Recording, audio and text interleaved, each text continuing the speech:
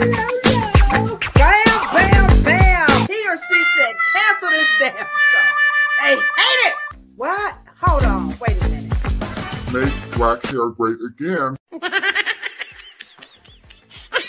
Hold on. Wait a minute. Now, woo. We're coming. Get our check. Cheryl, Morrow, the one, the only, the hair oracle. Well, I think it was Red Dot, and then we also had a cosmetology school instructor in the chat, Miss Denise West, Michelle Allen, Miss Foster. Dang, I missed your birthday. It's always nice to see Miss Foster in the chat. Michelle Allen, you know how much we love you too. What? About a whole lot of peace. Cheryl, you order that in a bag of chips.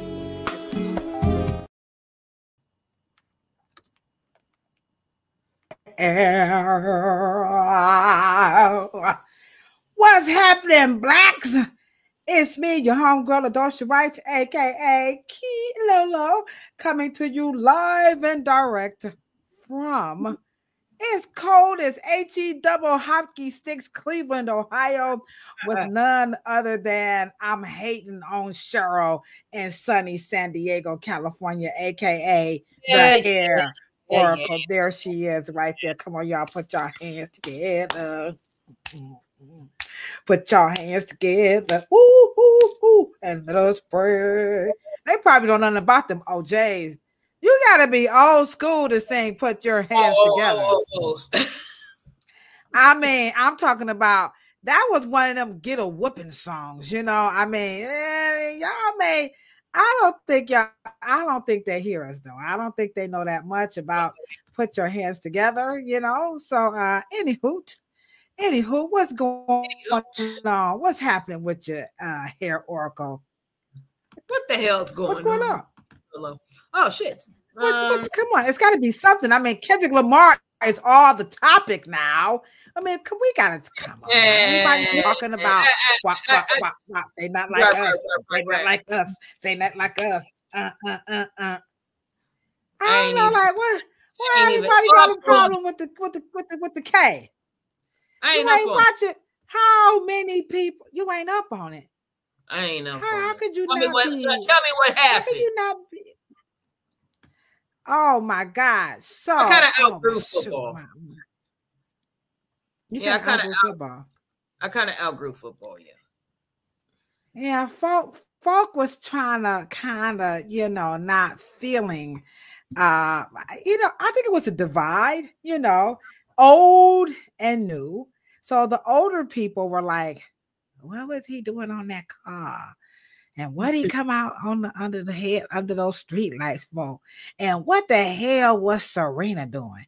And how come nobody wasn't naked?" Sorry, I don't understand. I mean, that's just my phone. Okay, I got that new phone, and yeah. So I think people see hip hop. Now this just key Lolo, y'all. Y'all know I won't keep it wild. Y'all already know how it's going down here. So I think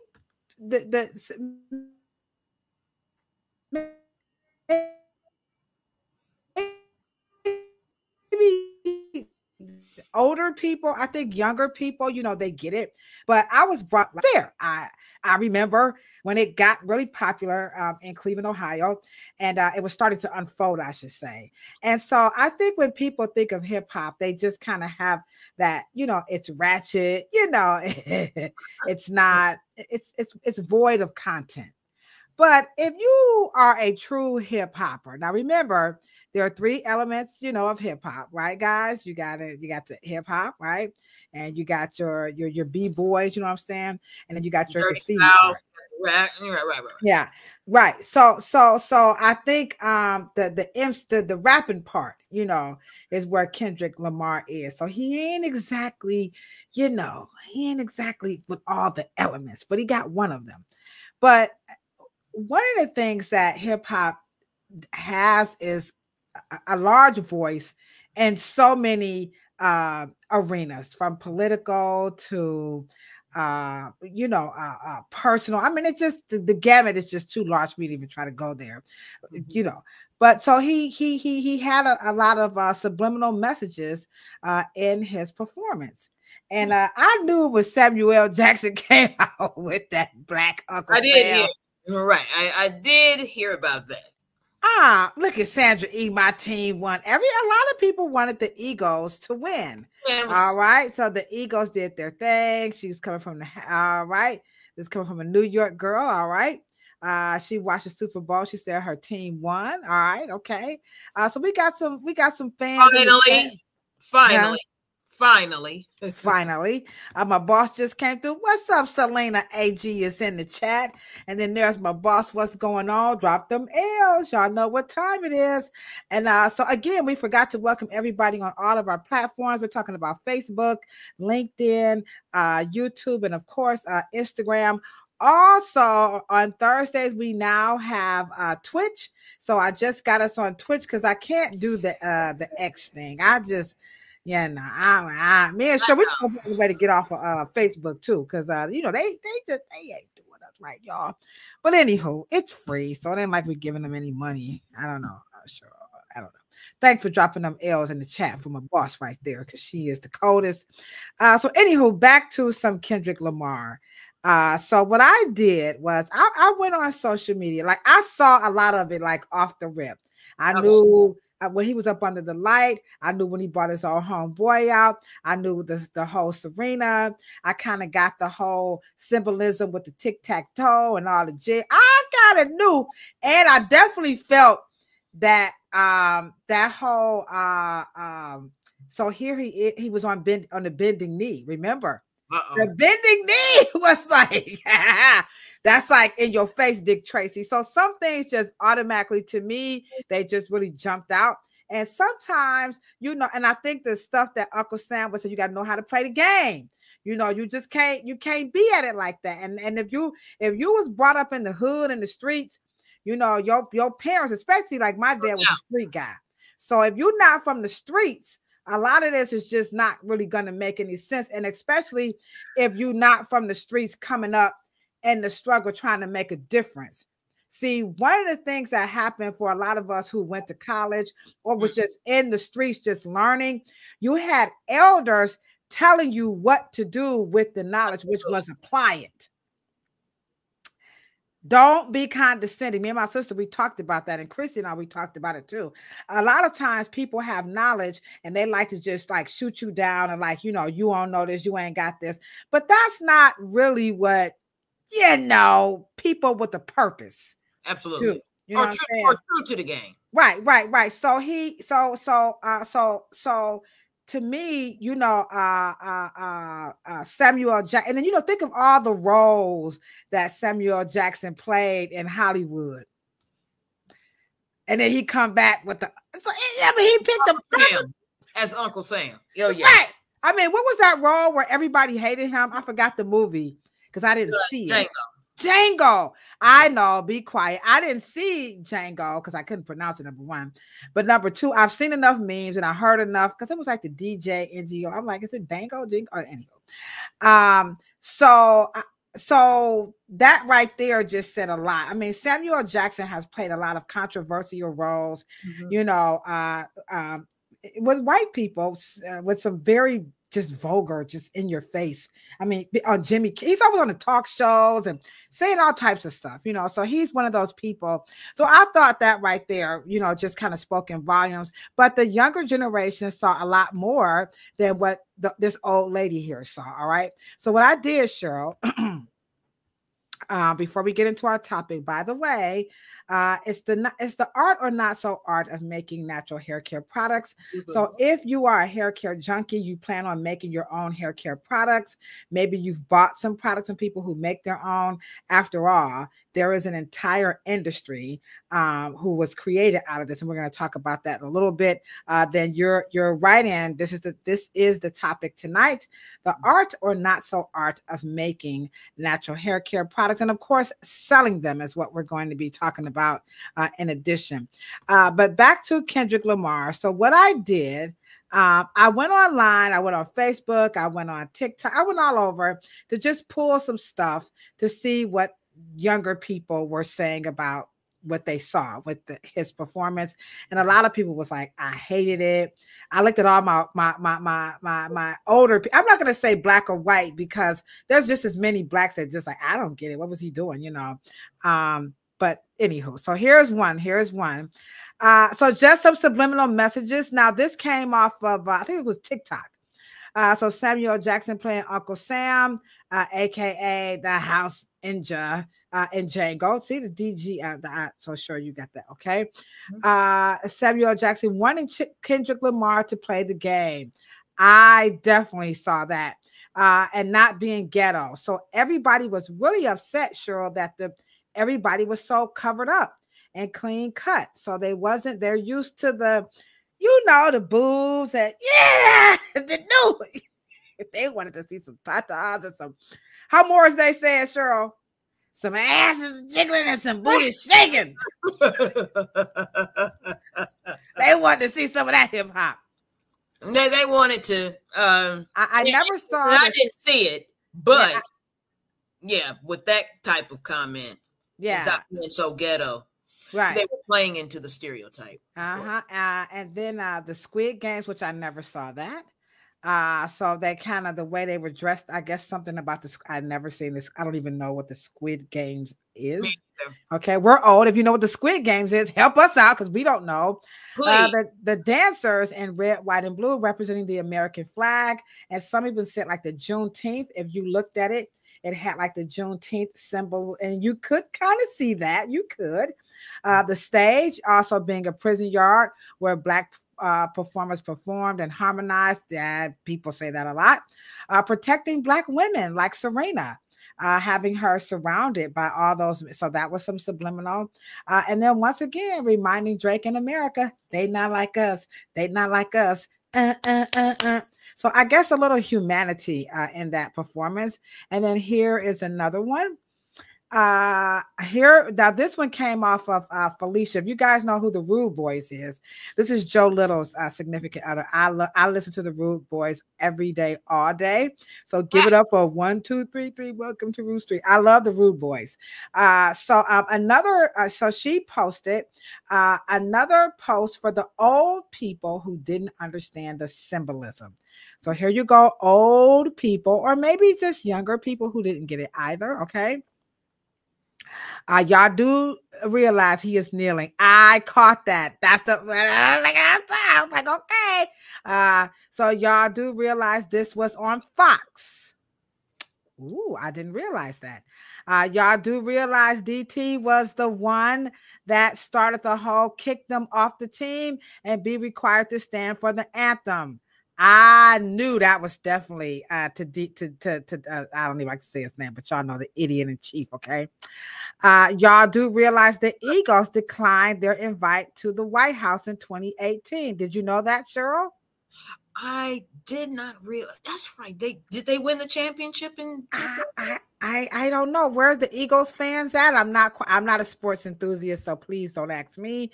So I guess the Eagles declined to go to the White House. In your face, Dick Tracy, okay? Y'all do realize that they were coming out of that car like a clown, right? You know, okay? And then they keep saying, y'all do realize, okay? So, and then there's a photo there, you know, with the car and all the good stuff. So sometimes you just have to put stuff and messages and symbolism. Can you think of any other movement or a time in American history where we had a lot of symbolism that if you wasn't black or there, you just wasn't going to get it? I think Beyonce's because it was controversial when she did Formation. Oh yes. They wasn't feeling Beyonce. That's right. Okay. They said yes. She said Y2K said the Eagles won against the Patriots in 2018. Okay, so they refused to go there. Okay, thanks, Y2K. What's up, Mika? How you doing? And we got a cousin at Abby. So we're gonna give a big round of applause to our new cousin in the chat. Welcome. We love when our family come and drop through. This is a good old-fashioned family reunion. Where's my little cheer? Right here it is, Cheryl. Welcome, welcome, welcome. I can think of one that people just probably that had a lot of symbol, but you had to be there. It's to see the symbolism. Now, this is going to sound really bad, but when you look back on it, it was a lot of symbolism in this particular event, and that is the Freaknik. It was a lot. I know y'all like, no, it wasn't. Yes, it was a lot. It was a lot. I don't know. Right. Yeah. I don't know. It was a lot. It was. I know you're like, no. When you think about now, we're talking about the original one, not the one that was really bad. Okay, you know, where they were hurting women and raping women. Not that one. Some of the original ones that was really around, like the original one that was more like Black Love. Some of the T-shirts that they were making. It's a black thing. You wouldn't understand it. You know, it was a lot of stuff that was happening that you had to be there to actually see. I think hip hop itself has a lot of symbolism in it. But if you're not in the culture, you're not of the culture, you're not from the street, because remember that whole hip hop genre came out of, they said it would never last. Remember that?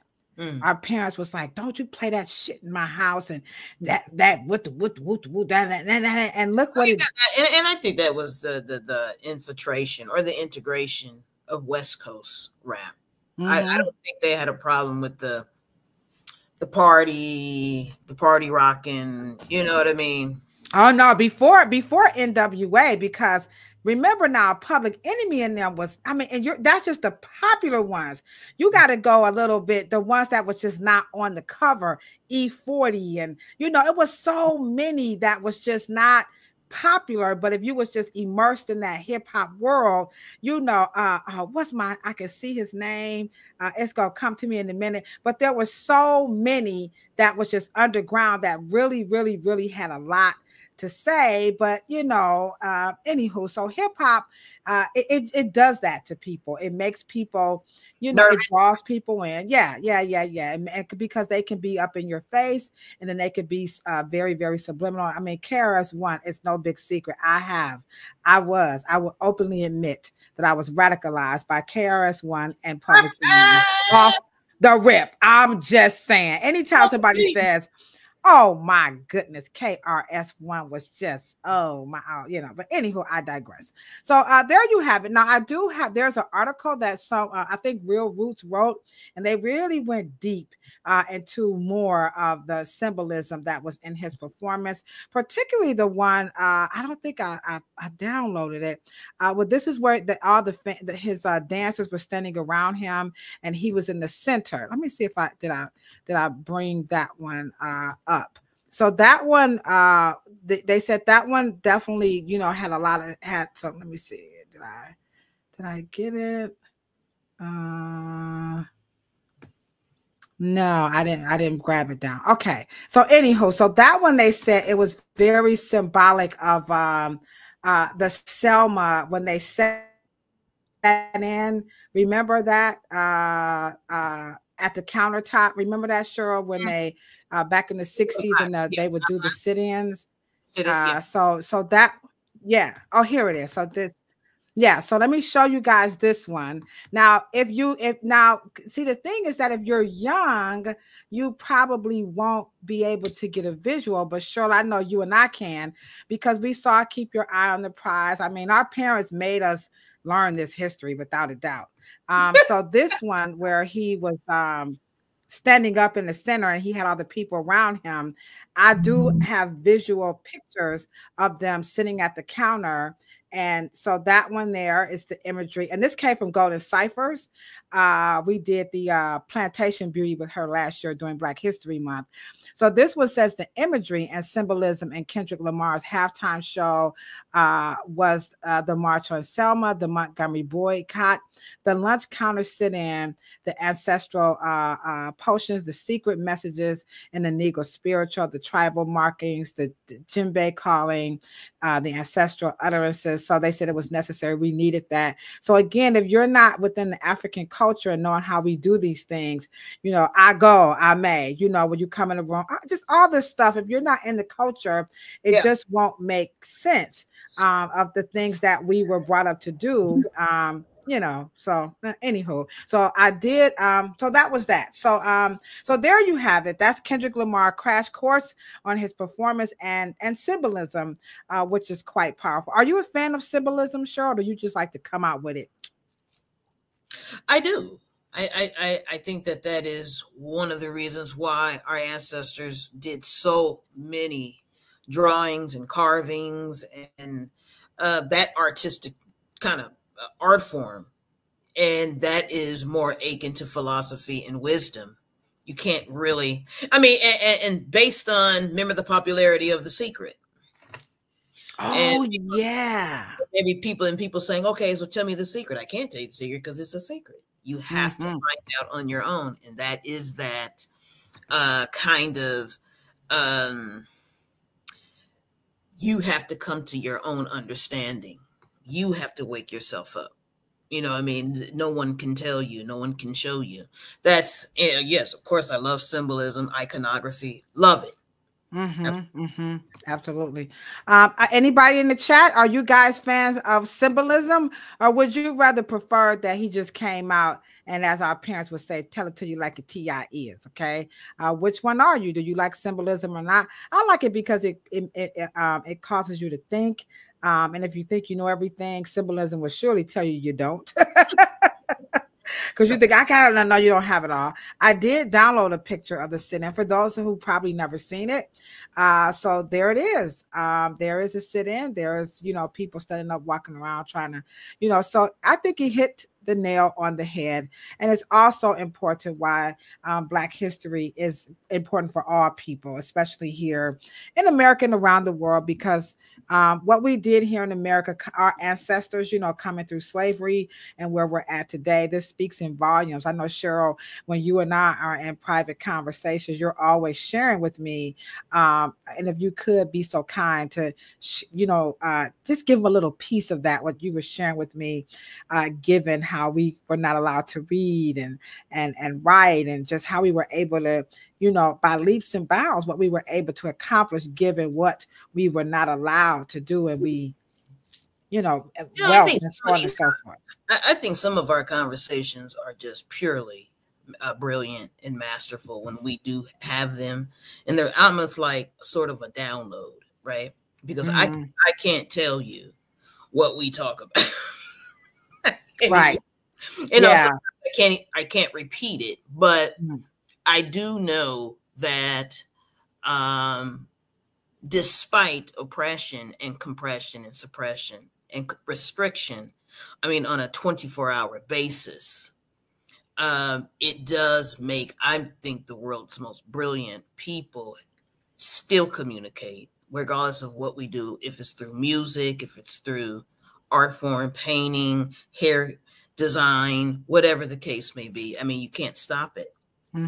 But I also think that especially as we segue into the topic of the art and not so art of making natural hair products and being able to sell them to the masses, is this whole thing about, you know, this the plantation, our ancestors, or I am not my ancestors, like, you know, they were like these stupid people who just sat there and took it. And I know you have a really good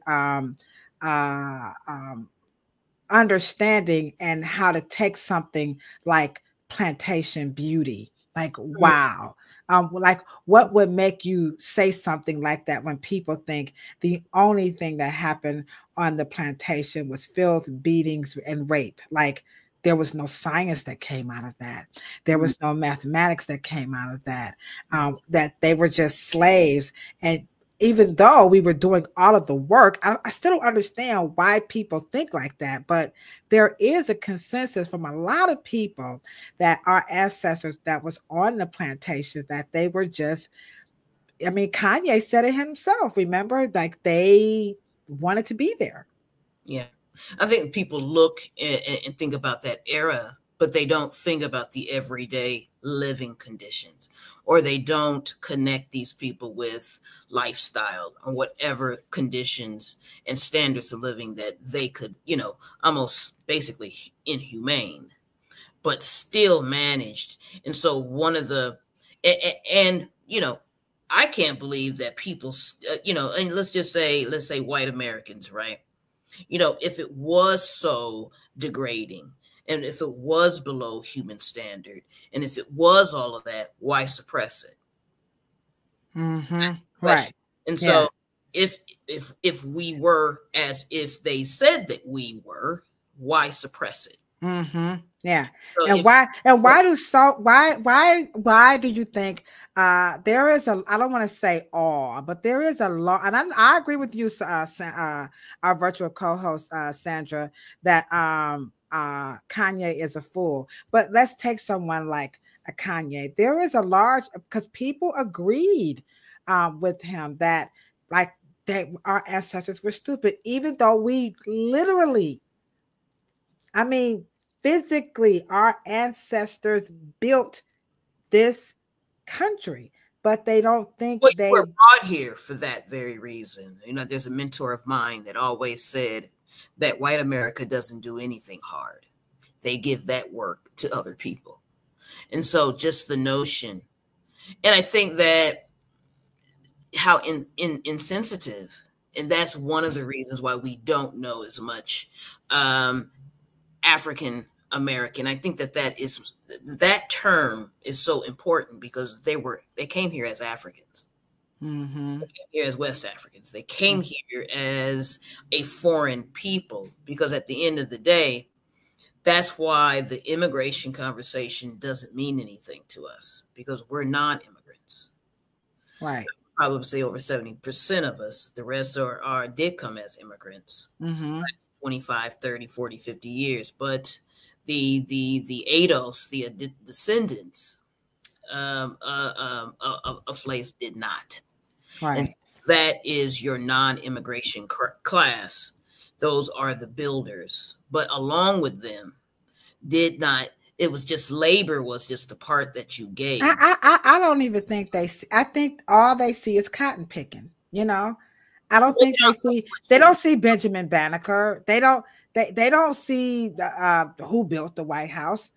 They don't see who founded all of the lunch. I mean, we could go on for days about what we did. At the end of the day, they don't see you as engineers. They didn't see you as distillers. They didn't see you as medical doctors. They didn't see you as architects. They didn't see you as you know, maritime specialists. They didn't see you as, well, I think they did. They just, I mean, our people. They didn't, right? They didn't put it. Well, no. I'm talking about African Americans. No. Y'all know what I'm saying in the chat. Don't be scared in the chat. Y'all know what I'm talking about. You guys know you have friends and you see them on social media. I know, you know, I ain't got nothing to do with that. And, you know, if that was me, I would have. They could have never enslaved me. And, you know, like, I'm like, what y'all talking about, Will? And if you feel like that, then fine. You just would have been dead. Fine. I mean, that's fine to say that. You just wouldn't have made it. Your ancestors, there are hundreds of thousands.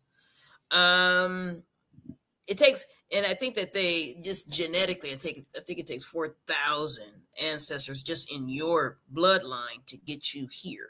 Right. And that's the part. Right. How they said that part is where we just kind of like, I'm like, y'all need to just kill that noise, because you guys are the descendants of those who survived. And let me just say this as we move again into the topic of the art and not so art of natural hair care products making. When I was in the Gambia, right, one of the challenges that Fatu expressed to me that they felt they had, when we say stuff like that, I am not my ancestors, and, you know, if that was me and all this other, you know, cockamamie stuff, we have to realize that when they stole and traded, because now you did, it's true that the Africans definitely participated, but 99% of it was definitely well, I'm exaggerating, was definitely stealing. Okay. They wasn't just driving and pulling up on the shores like, ooh, let's cast the net and just take. They deliberately went and selected the best of the best of the best of the best to build the United States of America. And I think that part, Cheryl, they don't realize that, like you said, those were not just empty bodies. Every single person they picked was a very important person. They didn't see them as, like you said, doctors and healers and writers and engineers. You know what I'm saying? Mm-hmm. And most importantly, let me just say this. When we say, I'm not my ancestors, I want you guys to come real close. The people in the White House, they are their ancestors, and they tell you. Let me drop a bomb. And they're proud about it. So when you think about people who portray their foremothers and forefathers, what do you think that they're imitating? Sandra, she dropped a bomb on us, baby. Can you repeat that? Maybe some people just dropped in. Maybe they just scrolled in. For those who say, what? I am not my ancestors. They follow theirs. They remember theirs. They revere theirs. They imitate theirs. They don't forget about theirs. They're not trying to move away from theirs. They're trying to make America great again. And those again, they love their ancestors. They love their forefathers. They love their ancestors. They love their great-grandfathers. They love their great-grandmothers. They do. And they follow. They get their intelligence from their playbook. Their playbook. I mean, so you can disavow you can disavow yours, but they're not disavowing theirs. So just make sure that you understand what that means in terms of your life. That means that at the end of the day, there will never be a plan B. Never. Plan B, because the plan A works too well. You hear them saying that Elon Musk is a child of apartheid. Y'all do hear that, right? Well, his grandfather was one. They left Europe. And because I want you guys to also understand, Europe is exactly what America's turning into. The reason why they needed to build a new world. Their economy was trash. They were escaping persecution. They didn't like the government. They ended up here, financed by, of course, Europe, England, Europe. And they wanted to make sure that, but at the end of the day, you have to question. I will always, and I was discussing this with you earlier. If you don't like DEI, don't create conditions to where you have to pay somebody back. It just doesn't make any sense. If you don't like DEI, you don't want to put yourself in any position to have to give someone something to even the playing field because if you had unearned advantages through pillage and oppression and suppression and things like that, then don't oppress. Right. Bottom line, rather you have something to do with it or not, because you will hear that.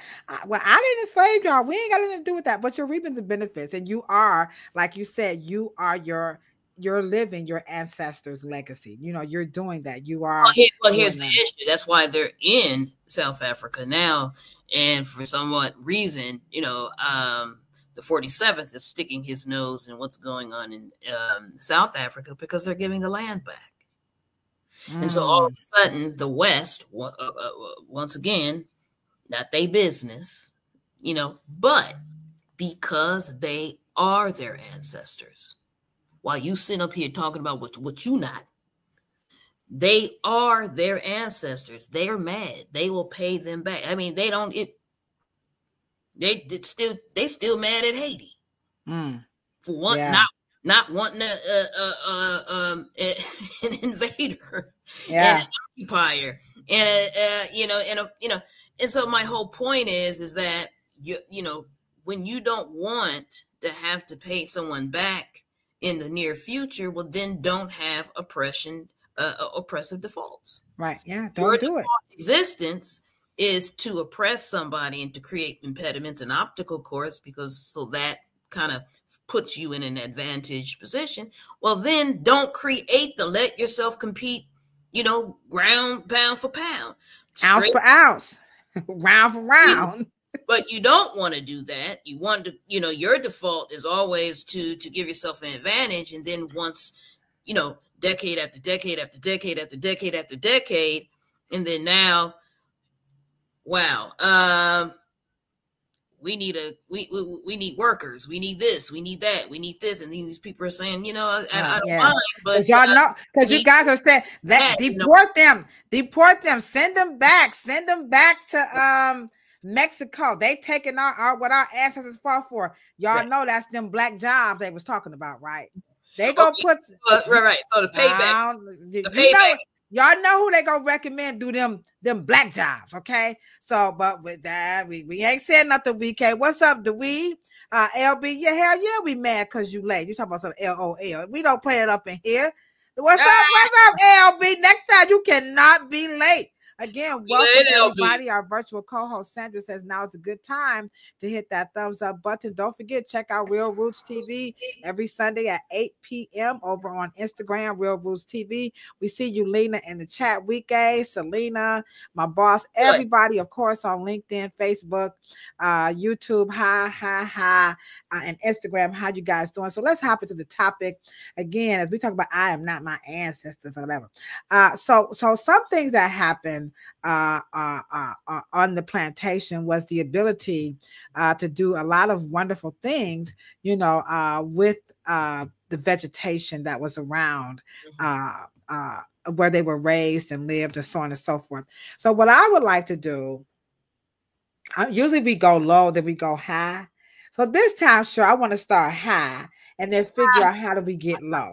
So let's start off with the one who you and I admire. We hold so close and dear to our heart. One of our most venerated, ancestors in the world of plants and science is the one and only George Washington Carver. So let's play some snippets about him and let's say, how do we go from here? And then we'll work our way to where we're at today as we talk about the art and not so art of making natural hair care products. So if you are one of those people who've contemplated, like I did do this, Cheryl, look, I bought some herbs, okay. Some extracts, you need some extracts. Come on, don't y'all be laughing at Kilolo. Gotta have some oil, some EVO. Okay. I got some of that. And of course, I look at my Pyrex, so I can really, mix it up. So let me show a video about him, and then let's work it down, and let's help those if you're interested in doing this yourself. Let's give you guys a little backdrop and show what's the difference. All right. So here we go, Cheryl. Okay. George Washington Carver is remembered today as a creative genius who made more than 300 products from the peanut. He overcame the barriers of racial prejudice and discrimination to achieve worldwide recognition as a man of science and a great humanitarian. He could sew, he could make his own neckties. He was a musician. He sang, he played the piano. Tuskegee Institute was a fledgling young academic institution when Carver went there, inadequately prepared for doing sophisticated scientific experiments. So one of his first challenges was just outfitting and equipping a lab. This is his microscope. I believe it's the one that they gave him from Iowa State that he brought with him when he came. All right, so what jumps out to me, number one, is that he was a man of science. and they said a humanitarian. So we're going to talk about these points as we work our way into the net, because we don't see this. And that he started off with pretty much of nothing, but he knew that in science, in order to, as you say, split or put together some of those atoms and molecules or whatever, he needed some sophisticated science, space, and experience. So, but today we don't see that. So to those of you who are interested in making your own hair care products, we're going to start off with the legacy of George Washington Carver, who did this by being a man of science and being a humanitarian. So speak to those who are either aspiring to be one, or maybe you're buying products from some of these Black founders who don't use science, and they are not humanitarians. And so kind of speak to that, and let's get this conversation going. I don't think that the people who make so-called beauty products today are scientific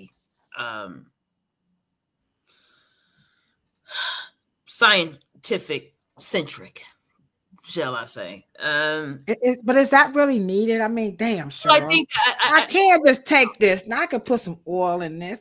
Ain't this nature? I mean, ain't that?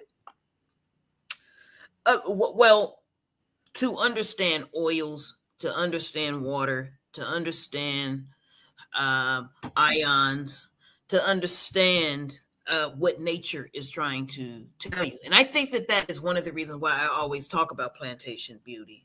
And plantation is about what is organic, what is natural, what is botany, what is distilling, what is all those art forms are about. And I think that we are trying to answer a trend. We're trying to do what we call commercialism.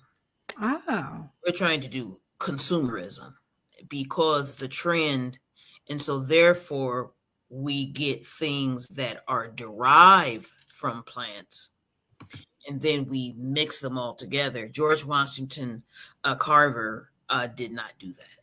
He did not. He did not. So you mean to tell me he didn't take some of these herbs and mix them and let them sit and put them on the scalp? And because they said he made over 300 products, you know, and that's just the peanut, you know what I'm saying? I remember, and if you guys can go to YouTube, I think you guys can really see George Washington Carver live in his lab. There are some, you can see him with Henry Ford as he was building the engine. And he really understood a plant as a factory. One plant, right? From roots, how the roots set up. And he didn't do that from doing this. Did he look at these herbs and with the naked eye and was able to see the mechanics of this wonderful herb here? He couldn't look at that and see that. Well, I don't know if he was looking at it from with the naked eye. Yeah, from that perspective, but he understood plants and what plants went with what, and he knew the different levels of distillation. He understood molecular weight. You had matter, and then you had the spirit, and then you had the oil, and then you had the water. He understood how to extract all of that and what went with what. We think that because something's good for you and that we want we think we have a different proprietary product because we chose certain ingredients that we chose to go in ours. But the ingredients themselves are not patentable because they're in the free market. But for some reason, this generation of what we call a natural hair care product, is not the art of making cosmetics that are derived from natural sources. So are you saying that there is it a disconnect or maybe an awareness that there is some science inside this herb that just can't, on the surface, you know, you can eat it. I mean, you're not going to die if you put it in your hair. We're not saying that, guys. But why is it that people don't see that there is some science in the herb, in the olive itself? You know, it because I think because we think we can eat it. That is how. Oh, once we eat it, the liver and the pancreas and all of the extraction that our own systems do, we think that putting that in a bottle that is going to do the same thing, and it doesn't. Now, do you think they think our ancestors on the plantation did that, or very close from? Let's take a Madam C.J. Walker, like when she made her miracle hair grow. Do they think that that was what was happening? Like they just found some peppermint leaves and like, oh, before master come, let's hurry up and mix it up. And like, do they think like this is what happened, or you know, like, because you will hear that they will say, my grandma gave me, you know, or my, you know, gave me this recipe, you know, like that kind of stuff. Yeah, but here we go again. A recipe is akin to eating. You know what? I'm about to drop the bomb. That's the, you know what? See, this is why I like this show. Because when I think of hair recipe, oh my God, let me drop the bomb right quick. Hold on, where is it?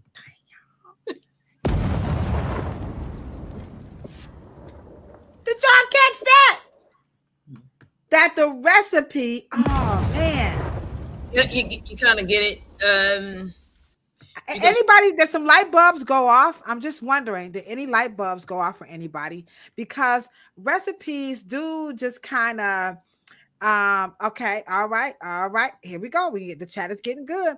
Okay, that's where the derived came from. That's what's okay. So so eating, and because your skin can't digest, your skin can't eat, your skin can't extract what is in a particular plant, it can't draw that in on its own. And so you are just creating a label war. And so the labels compete on the shelf, and that you read something and says, okay, so let's just say, for all intents and purposes, right? You put in tea tree, right? And tea tree has melaleuca. It has some properties in it, right? But there is no way for hair to use that. To be able to extract that.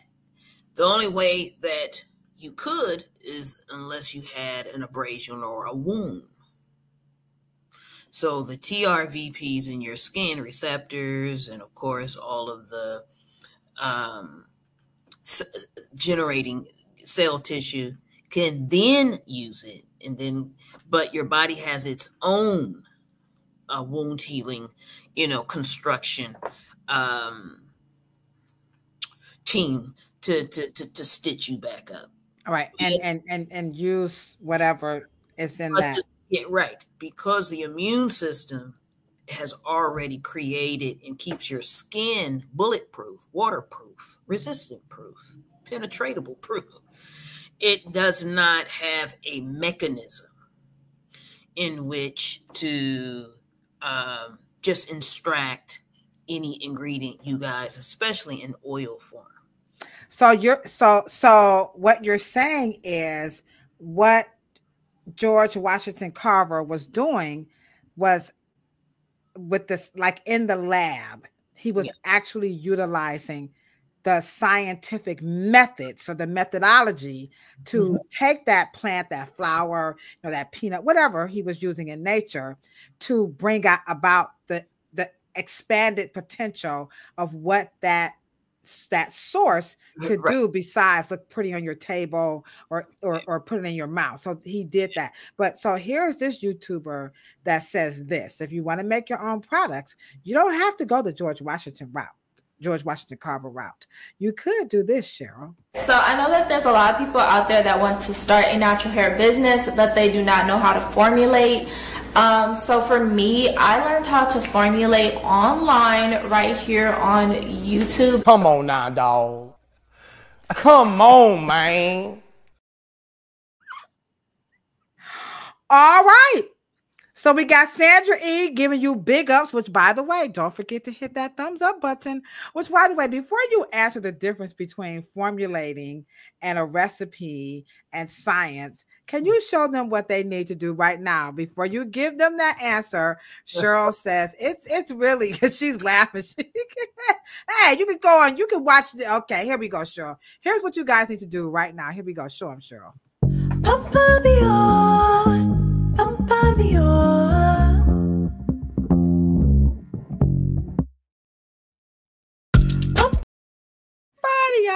So Sandra is quoting you that a recipe is akin, or akin to eating. Okay, you can eat this.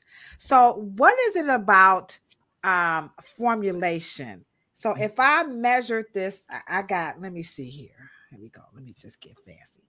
I have 200 metric milliliters, milliliters of water, right? And then I have, a fourth of an ounce. So, and if I mix this off, is this formulating? Is that what a formula, or is that a recipe? Because I think she threw me. What you got in that cup? I got there's some water. Now hold on. See, y'all gonna make me. I know it's water. What's in the other one? This is some herbs. I got some herbs here, just some herbs. That's organic. This is some oregano. It's good. Makes your hair grow. It helps with the antiseptic and stuff. Hold on. Don't y'all be laughing at me. Shit. This ain't. I ain't sure. I will cut y'all.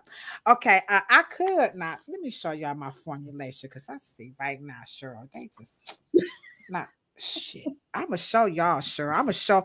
I'm about to show out. Okay. I'll be laughing, Cheryl, because I know you think I'm just kilo.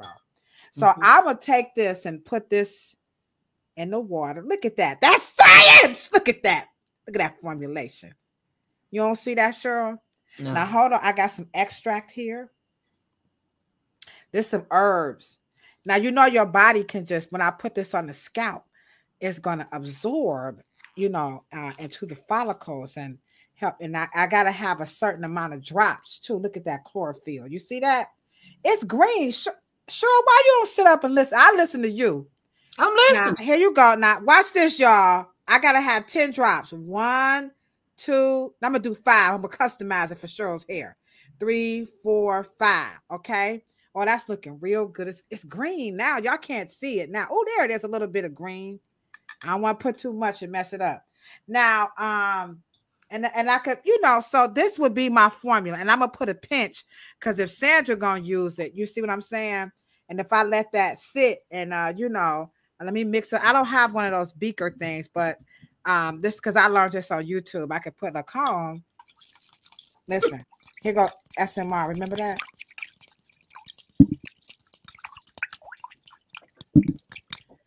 I know if y'all laughing at me, I know this chat is not.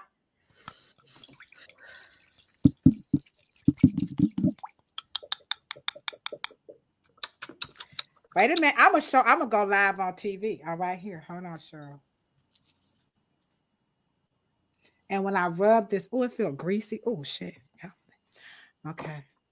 I smell a little oregano-y, but see how it's laying my hair down? You see that, Cheryl? And the edge is gonna come back, baby. You see that, baby?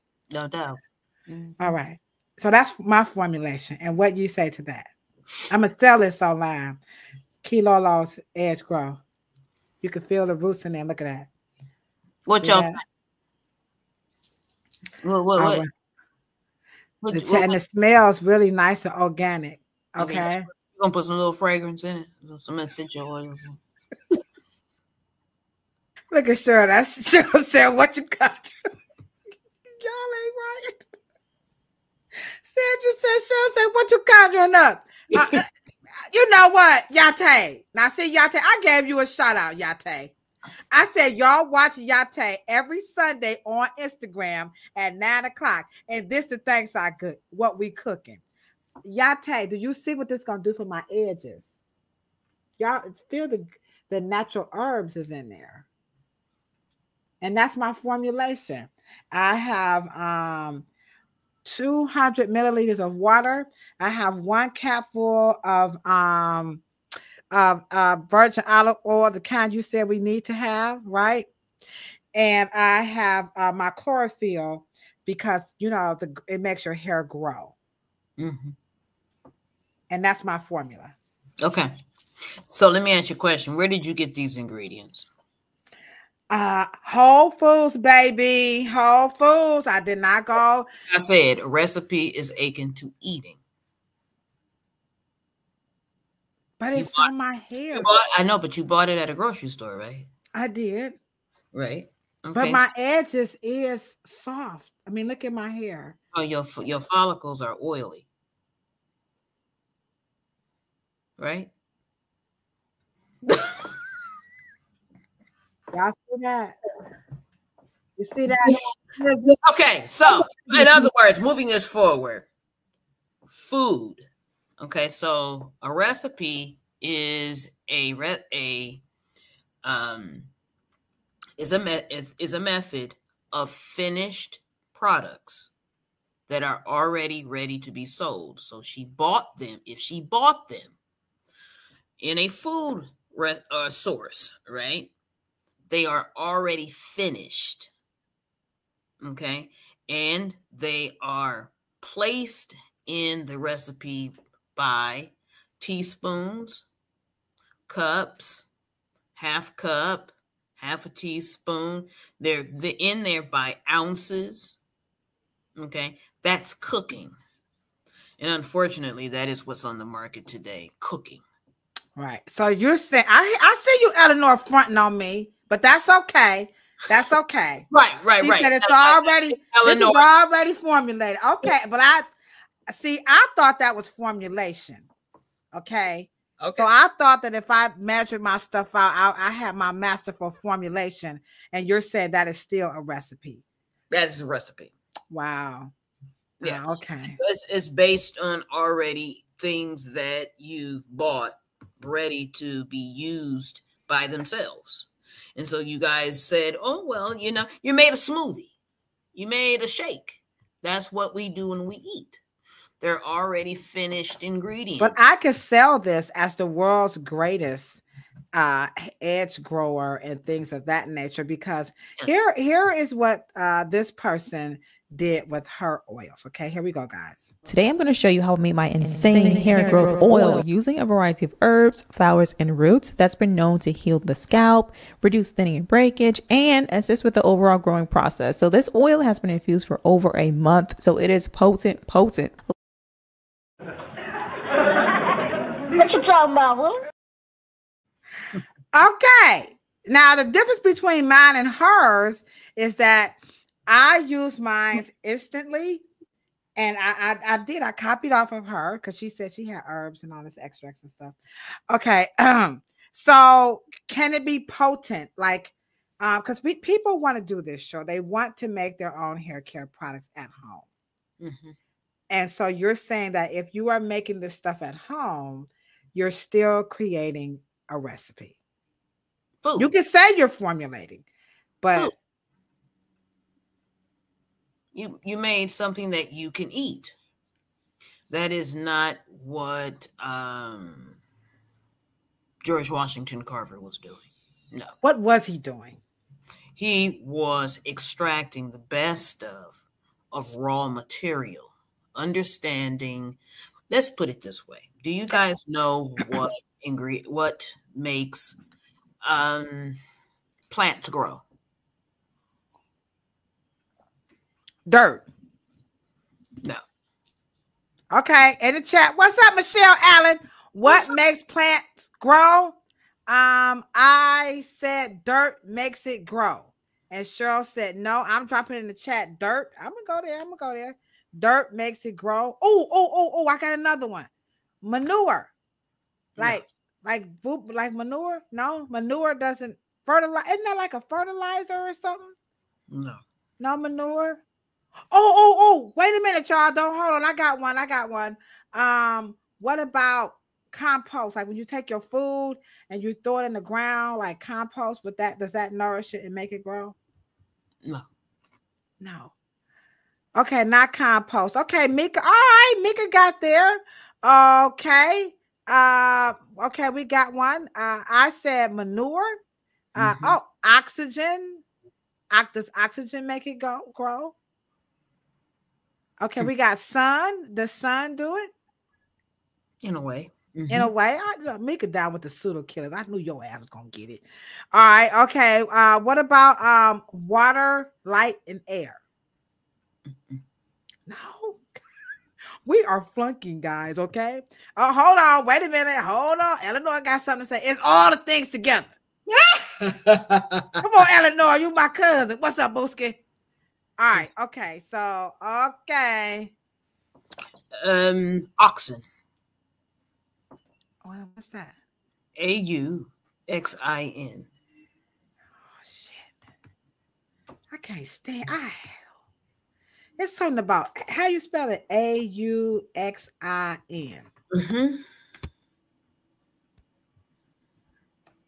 Hold on, y'all, because I know y'all like Cheryl. She don't know everything. Her last name ain't right. All right, okay. All right, here we go. So I'm just going to make it quick and simple, and I'm just going to use that AI thing that comes up here. And it says, here we go, Cheryl. Let me let you just see it. Here we go, guys. Auxin is a plant hormone that controls many aspects of plant growth and development. All right. Auxin is produced in the tips of the stems of the roots and all this, that, and it's processed through diffusion. So it is auxin that makes the plant grow. Okay. It's a plant hormone. Now, there's another question after this. Okay. Okay, I'm going to take this down. Go ahead. Right. So you don't need soil. You don't need manure. You don't need nitro.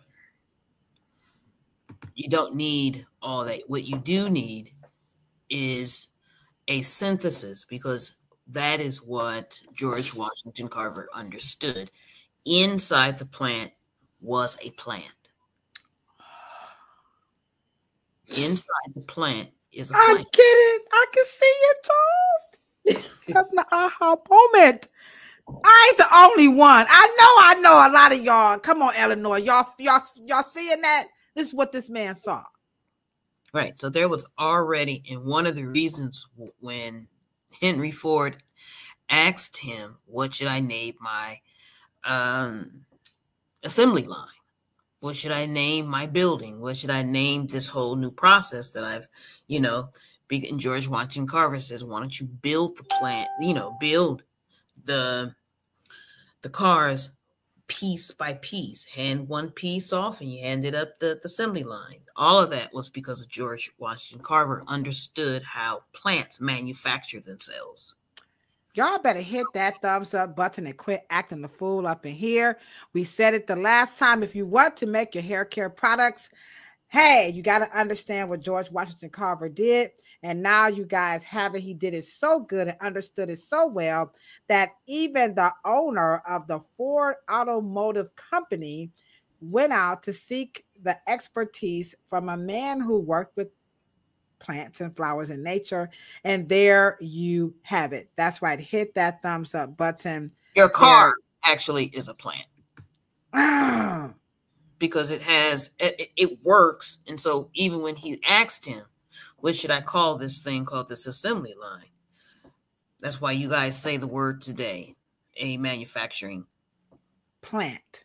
Right. Y'all better hit that thumbs up button. Look at that. Look at that. But now we have a question in the chat. Okay. We have a statement rather that says dirt clogs the scalp, not necessarily make it grow. And she thinks it's absolutely crazy that people will get gummy bear nails full of face and makeup, but will neglect their hair for 9 months. So can dirt clog the scalp, and it won't make the hair grow. Okay. And you say what to help her out? Right. Well, let me ask you a question. Every time you guys have seen a microscopy or a microscopic picture of the scalp, have you guys seen dirt?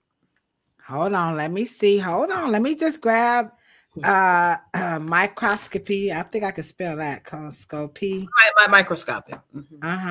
Scalp. All right. You guys seen dirt? Okay, I got a nice little image here of the scalp. Okay. So because we got to help them out. Because if you guys are going to be making these products and stuff at home, and you want to sell this stuff to the masses, sure, you are asking them to please understand, you know, that ain't the right one. What's happening here on the scalp. So I'm trying to see if I can get a little image here. Hold on, guys. Here's a nice one. This one's pretty good. All right. Well, let me open it up. Okay, here we go. All right, now let's see if we see some dirt on the scalp, because we're going to help you out, Taylor, when it comes to dirt on the scalp. Let me present. Now, because if you want to make this stuff at home, you do have a responsibility. Remember, you are your ancestors. George Washington Carver definitely understood the science and the humanitarian part of it. So here is the scalp right over here, Cheryl. Can they see that? Let me bring it up a little bit. And let's walk them through this. Here's a scalp here and up in here. Let's choose one picture. Yeah. Let's use this one here that says visit. So maybe, Taylor, what do you mean by dirt? Maybe she means like products can get down into that follicle and clog it. And maybe dirt. Somebody could dump some dirt on your head. I mean, you're outside playing in the grass and you're in the sand. Could granules and dirt get down into that follicle? I don't think the whatever could be sitting on the scalp is small enough to get in. There is a whole hair in that hole. It is not it's not a hole. It's a follicle. It's something growing out of it. So and the next picture, it captures what you're saying. Right. This is actually showing you, Taylor, that there is something is already living. I don't think they understand that the follicle is an actual organ. Yeah. And it's far inside the scalp, inside what they call the skin, layer of the scalp. But there is no that's a misnomer. I don't know why they say that, but of course, when you have the product, well, we gotta make some money. I'm trying to speak up for y'all who want to make hair care products. So sure, if a person wants to make hair care products and they want to sell it, right? So we gotta say something like the dirt clogs. Well, we have to manufacture a problem. Is that what you're saying? We manufacture a problem. Right. So we could manufacture another problem. We're going to help you out, Taylor. What else could we say than dirt clogs the scalp, not necessarily make it grow? Because people used to say that dirt makes your hair grow. I know it's a black thing. You wouldn't understand. Well, that's why they didn't say the dirt makes your hair grow. They just said that if you don't wash it often. Okay. Right.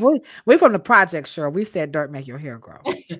I'm from Scoville. I don't know what projects y'all was brought up in, but I'm definitely from down the way. And they would say dirt makes your hair grow. But instead of saying dirt clogs the scalp, what could be said about what's happening on the scalp? Well, why don't you just study? You don't have to make up a problem. Because when it doesn't work, you want your customers to rebuy and rebuy and repurchase. So the problem is that when the person washes away the first dirt, they don't need your product. So when you create claims that don't make sense, you don't get repeated customers. So what could they say? Because you're going to do two things. They're going to get rid of the problem the first time, right? Or it's not going to solve the problem because it really is not designed to solve the problem, because it's really not a problem, right? So we need to create products that actually are aligned biologically, scientifically, and or just do cosmetic, temporary things. You know, just cleans hair. You know, it's fresh, it pH balances and things like that. Okay, so there you go. There's your what you could say, Taylor. You could say this soap will refresh your scalp and hair. Okay, are you guys rocking with us? Because we don't have to make stuff up. And she is right. I say this all the time. Anybody who comes to the Reverence Design Team Hair Salon, I actually say this in my consultations. That is just a matter of time before the customers say, "You guys are full of shit." They will. I mean, I was with my baby daddy's sister. We were talking, and she said that where she lives in South Carolina, she went to the stylist, and the lady was telling her how she could do all this stuff with the steam and deep condition, and she was just listening to her and listening to her and listening to her, and that's why her service was like, I think like $150 or whatever it was. And so she said all she kept saying, this lady is full of poo poo, and I do. I mean, she did pay for it. Because they need the service done. But I'm telling you guys, I promise you what Cheryl's saying is correct. It's just a matter of time, Taylor, before they figure out there is no dirt clogging my scalp. Right. So we can just say this cleanser will refresh. And right. And you have to remember, in order to use, if that's the main claim of your product, right? Then of course, hopefully they don't go to a hairstylist like myself or a Ladosha or somebody else saying there's no dirt on your scalp. What then? And so you really don't want to make claims like that. And so that is a product that goes into the category of a natural hair care product. There you go, Taylor. We need a healthy layer of sebum on the scalp. And not for it to be caked and real flaky and falling all down on your eyebrows. Nice. Yeah, I like that. That's a good. I hope now if you want to make your own hair care products, or if you're buying hair care products, you see, this is why I love what we're doing here. Is because we're helping you guys understand. You don't have to. And I know when I was learning Afro Hair Science, I'm telling you, I was a ghetto fool, because I was like, no, what we gonna say if we can't say it? Because this was my money grab, you know. This is when I was a trained Negro, you know, but sure deactivated my Willie Lynch chip. Okay. I know it's pseudo, but it sounds good. And that was my fear, was that what us gonna say if we don't say clarifying, if we don't say detoxifying, if we don't say steam, what could we say? And Cheryl asked the question, why do you feel the need to make it up? I want to get a whooping. I don't want to get a whooping. So we need a healthy layer of sebum on the scalp. Doesn't that sound honest? Sounds honest, and it sounds like it. No. We give Taylor a big Taylor, we probably cousins. I know it, Taylor, we probably cousins, girl, because I was gonna say that.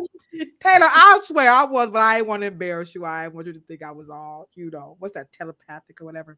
All right, so a big round of applause for Taylor saying this thing.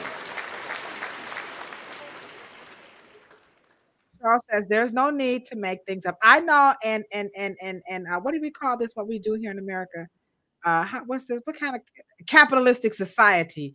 You know, you want to make things up because you got to sell it, but you really don't have to do that. And that was a struggle for me. That really was a struggle. So thank you, Taylor. We appreciate you. She says there were people saying dirt makes the hair grow just to justify leaving their hair caked. Yeah. There is. She is correct. There is a professional group of women who do sew-ins, and they are telling their clients to leave those sew-ins for 6 months. And when they show them with their hair grown out, you know, and then they'll say, you know, that look at how much this made her hair grow. But who was in the chat? But I want to make sure we understand that. Let's just say that you define microflora, right?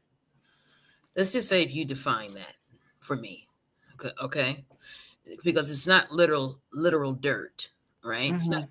from the ground, right? So when we say dirt, it could be just excess oil. It could be because at the end of the day, let's just say you had a psoriasis issue. Let's say you had eczema. Where would at that point you have a not so healthy layer of skin over skin development or skin cells, and you do have acne, and you have over hyper sebaceous oils. So at that time, here you have these things that are coming from your body that are natural. Mm-hmm. And that is where the natural hair care is in a complete conundrum. Mm. At that point, you need synthetic intervention called medication. Okay. Aye. Because your autoimmune natural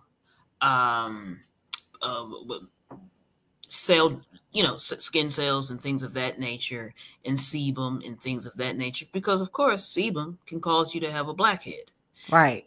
Cause disruptions in pH and cause pus-filled pustules and stuff. In terms of bumps and things of that nature.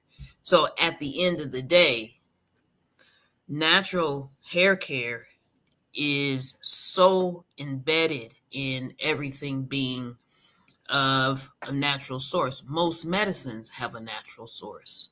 So we've got to really define what natural, organic, and all of those mean in terms of what we started with our first example, George Washington Carver. Mm-hmm. He understood all the properties, and let me make something also very clear. George Washington Carver also knew plants were chemicals. That's interesting. Y'all hit that thumbs up button. Come on, don't be scared, don't be shy. Come on, LinkedIn. How you doing, LinkedIn? What's up, Instagram? What's happening? We got YouTube is definitely rocking. Facebook is rocking. Hello, Mr. Cafele. We saw you coming through. How you doing? How you doing? So we have to define. Well, I think what they're saying natural is, Cheryl, is stuff that you can pull from the. So here's an example. Here's our last video. I ain't gonna keep you out here forever, but here's the last. Now, this is a very popular, prominent, respectable hair care company. This is the curly mix young lady, curl mix lady. So here's what she's saying. She's going, I'm gonna give y'all the grapes on how I do it. Hold on, Eleanor, I'm gonna get your comment too, because I like that. Hold on, here she go. What's in your kitchen for product making? Do you have the essentials? Do you want to know what they are and where you can get them from? Stay tuned, and I'll share my top 55 ingredients for making products at home. Hi, I'm Kim, CEO and co-founder of CurlMix. CurlMix is the first do-it-yourself subscription box for curly hair. We send our subscribers all natural ingredients and the tools they need to mix their own hair care products without breaking the bank, and we shrink a 4-hour job down to just 15 minutes. All right. So there we go again. This woman is extremely popular, very wealthy, and a source of inspiration for people who want to do this stuff at home. Now, I will say, if you want to do it at home and do it yourself, I think it's perfectly fine. But as a cosmetologist, I'm just going to get on a bending knee and beg you, Becky, don't do it. Don't do it. Because when they come in with this stuff on their hair, it's just atrocious. I know Yate is in the chat. There may be other cosmetologists in the chat. But I just think it's very dangerous. I mean, what you do to your own hair, that's one thing. But trying to mix something and sell it to the public, I don't know. And I think they're exploiting chemical. They're exploiting the word chemical. And then they are bringing in food versus cosmetics. What that young lady had on the table, and let me just say this, she is in no sense of the, and I find her quite egregious. And she's exploiting, and maybe there is a genre of people who want to put food grade things on their hair and their scalp and their skin. If they want to do that, then that's fine. But here you have to understand these, and I'm going to say it, Key Lolo, you know I'm going to say it, that these are the people who don't want to go to school. I was trying not to go there, y'all. I was trying. The fact that there is a customer that's gullible enough to be able to use something she learned in 5 minutes. Okay, so she studied maybe 30, 40, 50 minutes and days, but they spent more time on focusing on food level. And that packaging, they spent a lot of time on that packaging, baby. Food grade. Ingredients, those are not cosmetics. Because hair, scalp, unfortunately, can't really decipher. The problem is that when you guys create an adverse effect to food grade products on your skin, scalp, and hair, to reverse them or to get that shit off the hair, okay, it is not conducive. It's not a cosmetic. That is not. And can I just interject too? Shampoos and conditioners and all the stuff that we use in the hair salon, it is not formulated to remove food from the hair. It's not. It's for sebum. It's for hairspray. It's for hair gel. It's for hair cosmetics. It's not for food. So if you're putting coconut oil and you're taking my Cheryl Morrow's edge control, I affectionately named this after her, to, you know, grow my hair, to grow your edges back. But they said in the chat, you're not going to put this shit on your hair. You just got to understand, regular shampoo, no ma'am. No, ma'am. No, sir. No, ma'am. Eleanor says, as she studies, she's slowly awakening because she loves to be a victim in the cosmetic industry. Yeah, but you're not in the cosmetic industry. You're in the food industry. You're in the natural hair care. Well, I think she's just saying overall, she was just. But I get it. But she just said, I'm slowly awakening. Means that she is not in the cosmetic industry. She's in the food industry. And so I get how it can be advantageous. It sounds very good to the ear, and it sounds good. I get it. However, let me say this.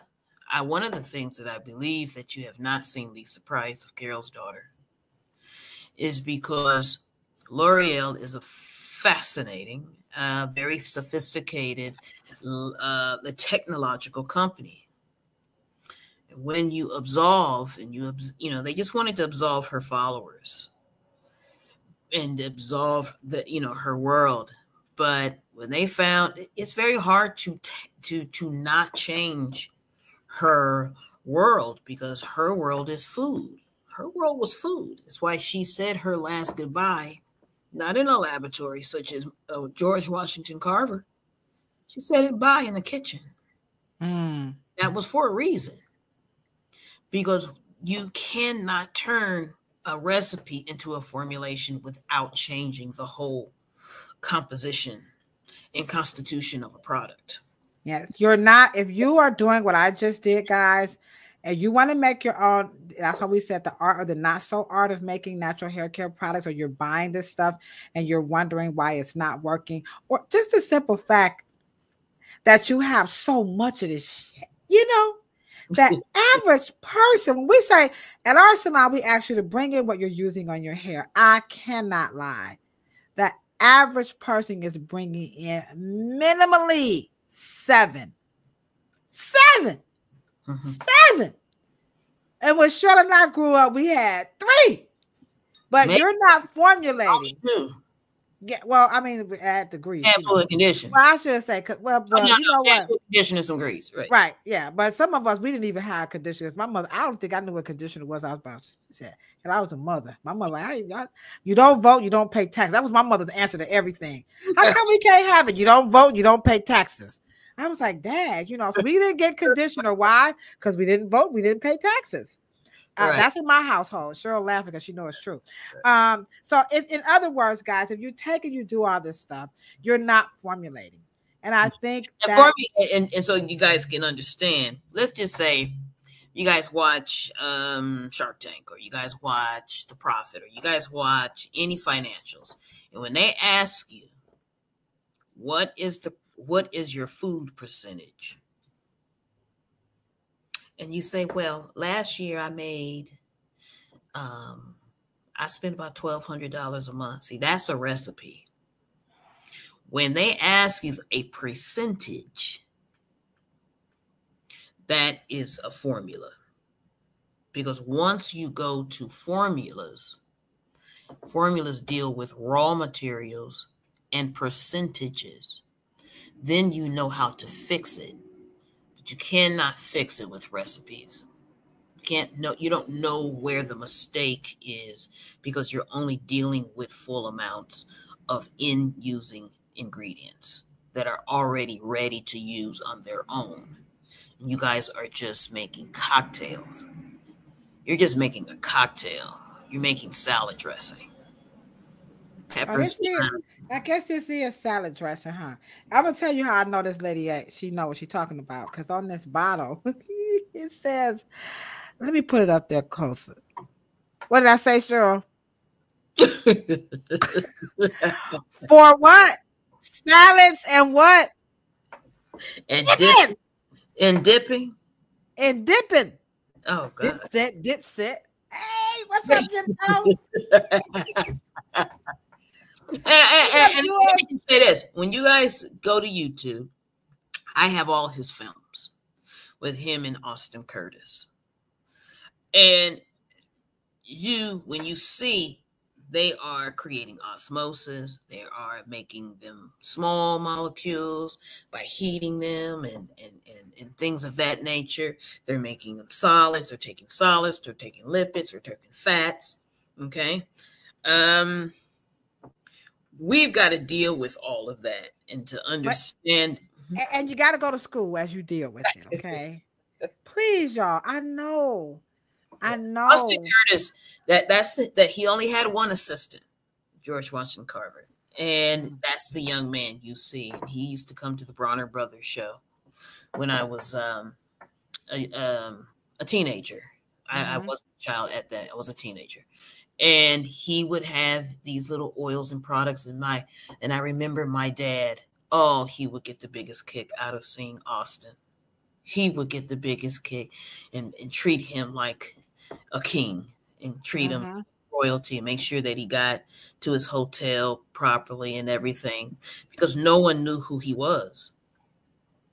They didn't even realize that they were. And the irony of it, Iris assistant, right?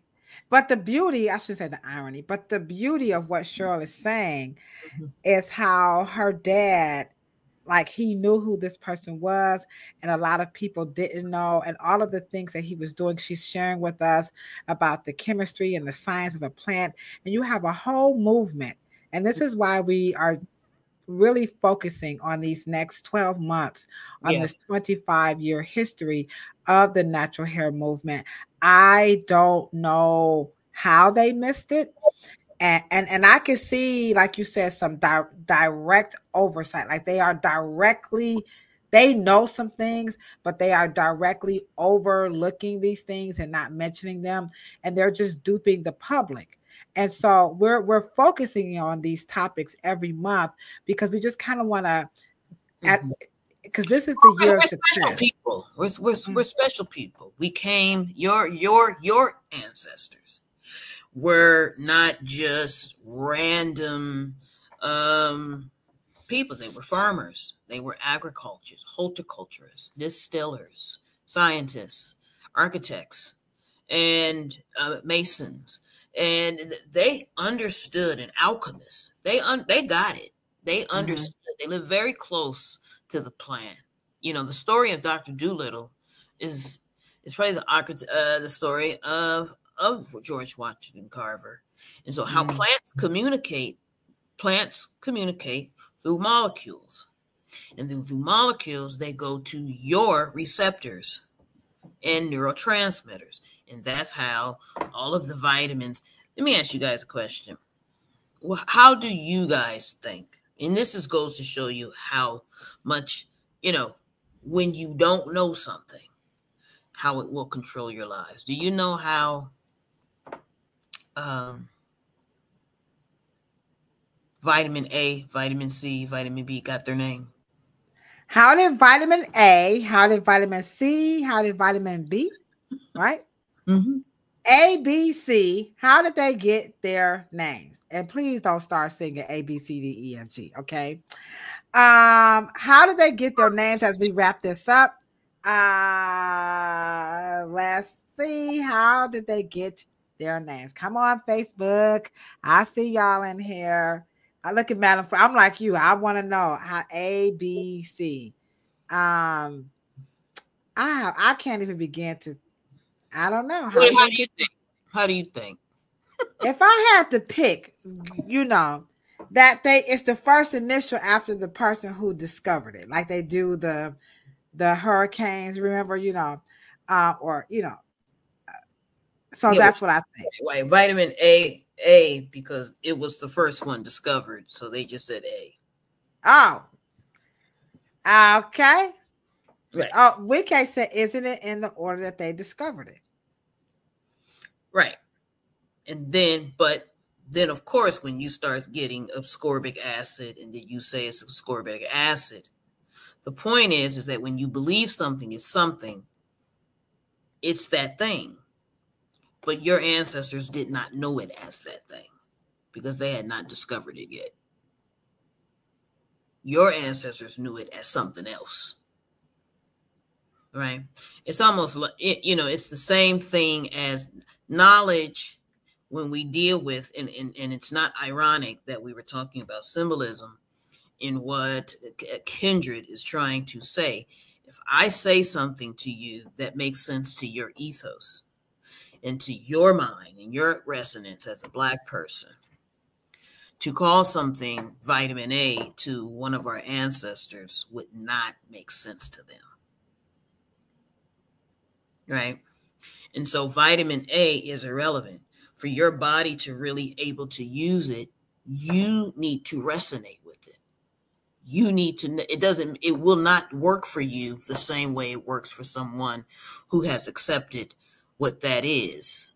So if you know, and if even ascorbic acid, which is supposed to represent vitamin C, is the synthetic version. It's not harmful, but it is the synthetic vitamin. But in your African ancestors, they would probably say, what is a vitamin? And then you say, well, it's a vitamin. They know as hormones. Vitamin D is a hormone. And so that just goes to show you that our chemistry, even if we were to be taught by George Washington Carver, it would be so much more different than what our tradition.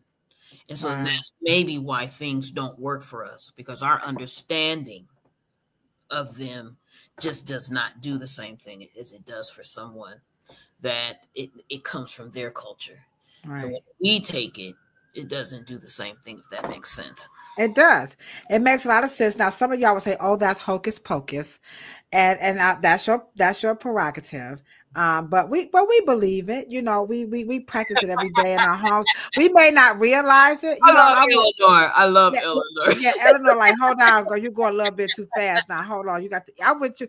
And y'all think I'll be joking when I tell y'all I'll be writing notes. Remember when we first started, I used to be writing notes. I still be writing notes. So I feel you, Eleanor. I'm with you, Free Nally at sbcglobal.net. She's like, okay, Cheryl, break it down. We definitely get, what you're saying. What we're saying to everybody as we reflect over these past 25 years of this natural hair movement, their hearts were definitely, most certainly, in the right place, and we are not the gatekeepers per se of what you do with your own, how you want to make your own money, but you do have to have responsible leadership per George Washington Carver, who was a what? He was a scientist and he was a man of science and a humanitarian. And I know I'm a humanitarian as well as a businesswoman. Yeah, I surely am.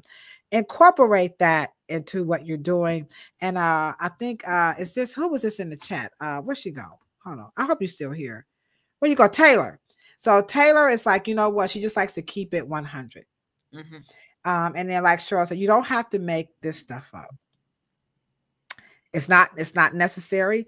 And it is. I'm telling you, it is just a matter of time before the public figures out that it's not working. This is why they have so much stuff in their product, in their shelves, in their cabinets, and they don't like it because it's not working. So the art and not so art of making natural hair care products boils down to one thing and one thing only. A recipe is not a formulation, and a formulation is not a recipe. Take your behind to school. Not a course, not a class, not a YouTube channel. Go to school.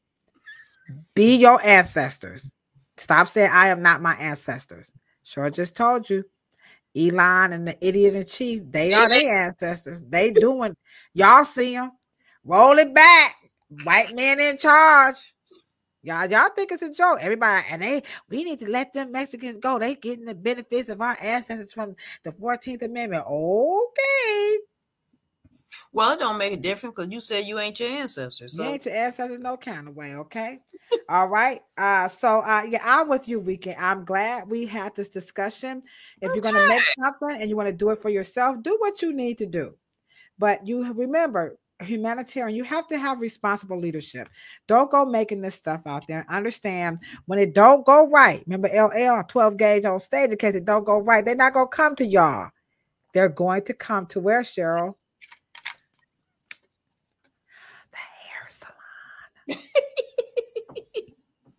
They're not going to Curl Mix. They're going to come to me and Cheryl. The stylists are going to come to the Afro Hair Science. All right. So one last thing before we check up out of here. Don't forget, if hair is your thing and you just want to come and chill, remember we have this going on. Check it out. The industry fete du jour. Chill, connect, converse. Good music and a good time featuring the DJ, H2 Pro Flat Irons, the Rev Air, hairstylists, barbers, nail techs, makeup artists, and friends. Be here, not there. I'll be here, not there. The last Sunday in February, we're going to be at the Revis Design Team with the DJ chilling, highlighting some technology in the beauty industry because it's time for us to get together and just vibe, okay? But not attack each other. We're not attacking anybody. We're just giving you guys.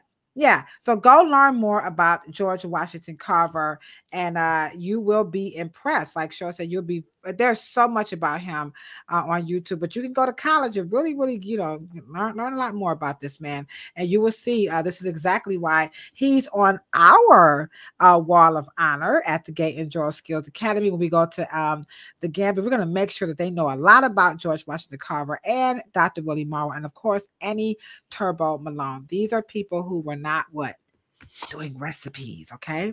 All right, Cheryl. Any last words before we check up out of here? You guys give yourselves a round of applause because you are Taylor. We thank you so much, everybody. Eleanor, Sandra, our virtual co-host. Next time, LB, you bet not be late. Stop being late.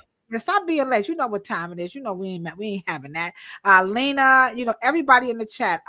Don't forget also check out Yate on Roots TV on Sundays at 8 o'clock PM EST. So check out her channel. She's doing some wonderful things for female barbers. Michelle Allen, Mika, we're so glad to have you all in the chat. Kafele, we love you. Every single person, we appreciate you all. We will be back next week talking about branding. What has this natural hair movement taught us about branding? Ooh, this is going to be juicy. All right, sure. You know what we say when we're signing out, right? A whole lot of peace, a whole lot of love, and for sure, a whole lot of hair. But check it out. If you ain't got it, don't want it, can't stand it, can't grow it because you got them little bald patches, whatever. We don't really care about any of that. Hey, don't worry about that because all of that is beautiful too. And so are you. Happy Black History Month. They not like us. Y'all see that symbolism in my background? They not like us. They not like us.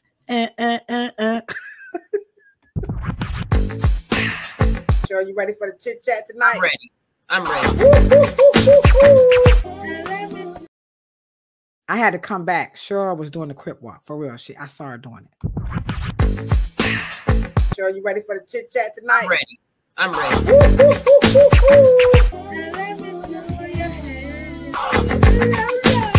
Bam, bam, bam. He or she said, cancel this damn show. They hate it. What? Hold on. Wait a minute.